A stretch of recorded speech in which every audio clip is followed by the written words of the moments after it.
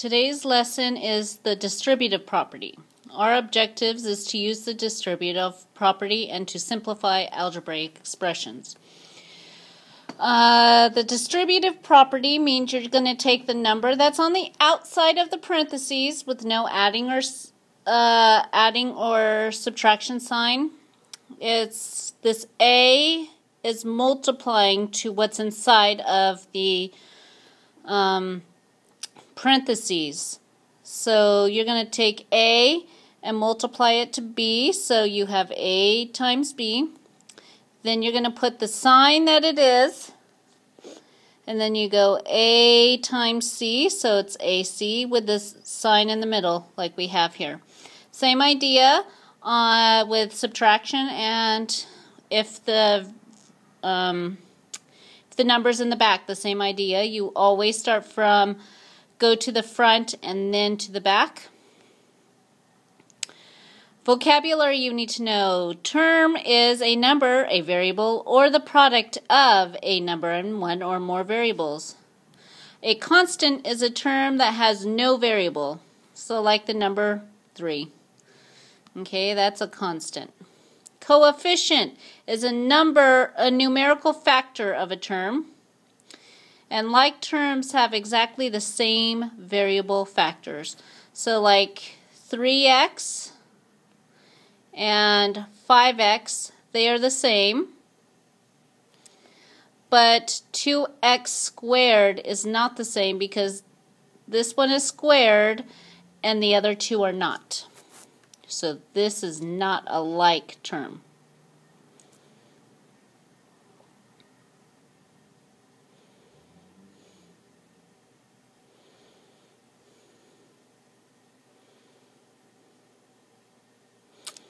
Okay, so we're going to take, and we are not going to multiply it like we normally do. We are going to turn the number that's inside of parentheses. We are going to split it up into a whole number. Like on A, I would have 34 on the outside, and the whole number, the biggest number that's like rounded would be 100, which is really close to 102. And then to make 100 equal 102, I'm going to add 2 to it. Then I'm going to distribute 34 times 100, which would be 3,400.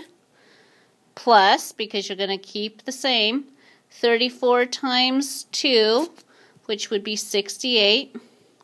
And then you would add them together, which would get you 3468. No, you cannot do it the way you want to.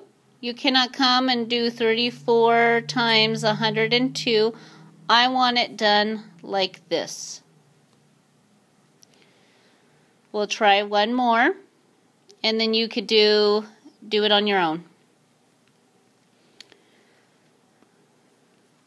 So you're going to have 13 on the outside. 100 again is close to 98. But what am I going to do to get from 100 to 98? I'm going to subtract 2 this time. Then I'm going to distribute 13 times 100. Notice I'm multiplying every time with distributing. And then I put a minus sign, and 13 times 2 is 26. And then I'm going to subtract them, which would be 1274. Why don't you try C by yourself? Please put me on pause, do it yourself, and check and see if you did it correctly. Okay, check and see if you got it correct, and let's go through example 2. And if you did it wrong, please redo it. Alright, using the same idea we just used above, we're going to look at this one. Gridded response. At Mars Deli, you can find the cost C of N sandwiches using the function C equals 295 N. Find the cost of 8 sandwiches. So each sandwich is $2.95. So we're going to split up $2.95. 8 will be on the outside. Well, the closest rounded number of $1 is $3. And I need to get down to $2.95, so it's going to be 0.05. It's not 0.5, remember, it's not 50 cents cheaper, it's only 5 cents cheaper. And then you distribute. 8 times 3 is 24, minus 8 times 0.05, and that would be 0.40. It's 40 cents. So I have 24 minus 40 cents would be $23.60. Now, this time they didn't give you the equation, but you should be able to do it. Cost equals, and then each sock is $2.95 times the amount of socks, so I'm going to put S. Or, S. Yeah, S. Using the same formula you would do up there, please try it out. Put me on pause, try it yourself, and then come back and check and see if you did it correctly. All right, here's your answer. Check it out, see if you did it correctly. If you didn't, please fix the problem.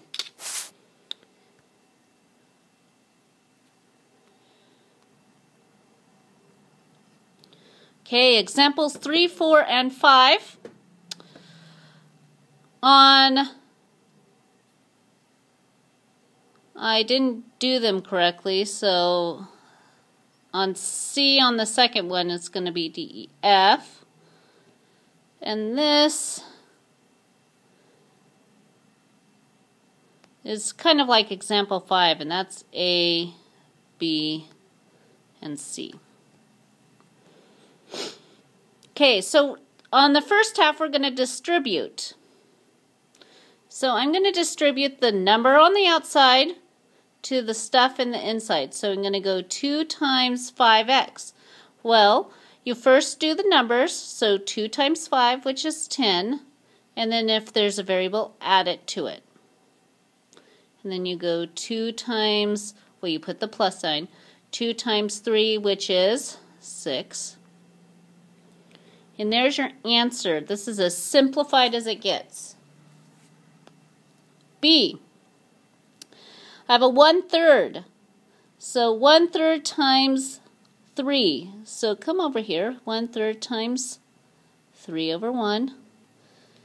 And I could reduce ahead of time. 1 and 1. So that would be 1 and then a B.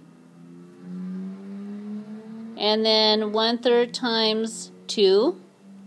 So it'd be 1/3 times 2 over 1. Can't reduce it, but I can multiply across, which is 2/3.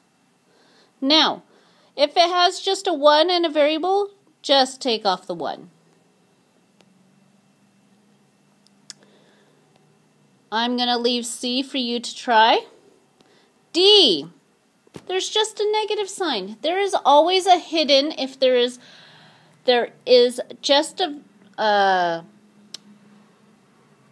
a negative sign or a positive sign. There's also a number is just hidden, and that number is 1.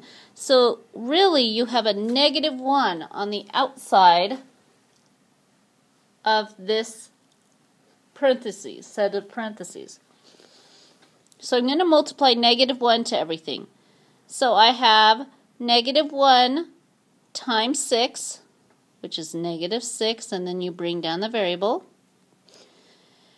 And then -1 plus -1 times 4 is -4.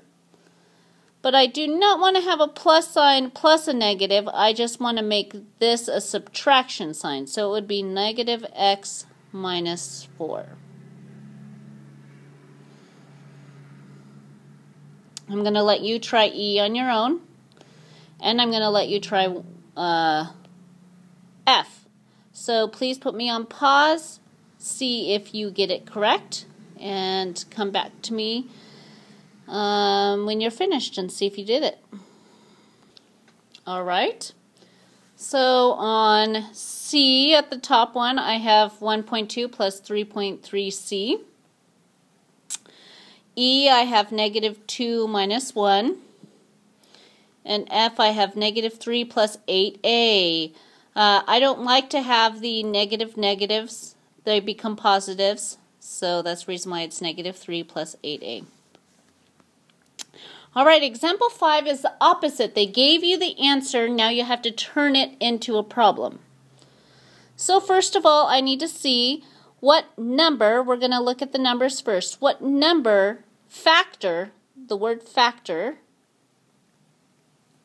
that's the number can go into.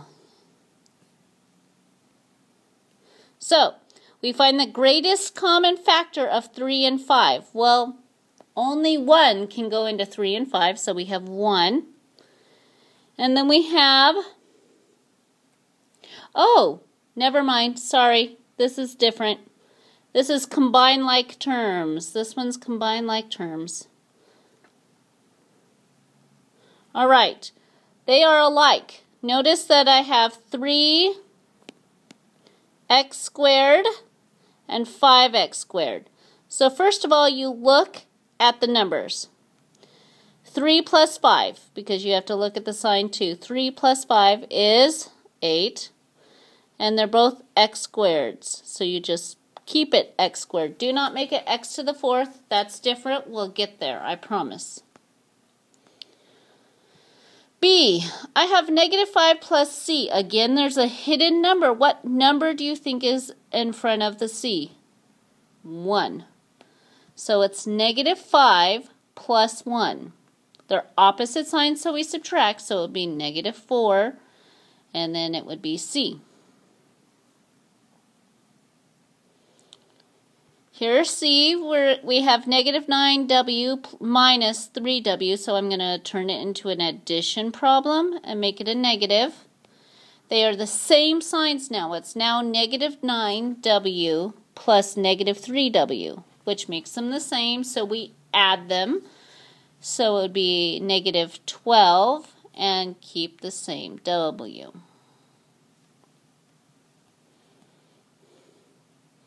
All right, let's check out the next page. All right, example 6. Now we're write an expression from beginning of chapter 1, and we're now adding a little bit more dimension to it. So this time we have a word called quantity. This word quantity means you're going to have something with a parentheses in it. So A, it says 3 times the quantity. So I'm going to have 3 times the quantity. So I'm going to have 3 times the something with parentheses in it. And it says the quantity is x minus 5. Well, that's what's going to go inside of the parentheses. So it goes x minus 5. And it says B, negative 2 times the quantity, again, so you're going to have negative 2 times a parenthesis, and that inside the parenthesis is t plus 7. Okay, C, the product of 14 and the quantity 8 plus W. So the quantity is 8 plus W. And the product means multiplication. So it's 14 times 8 plus W.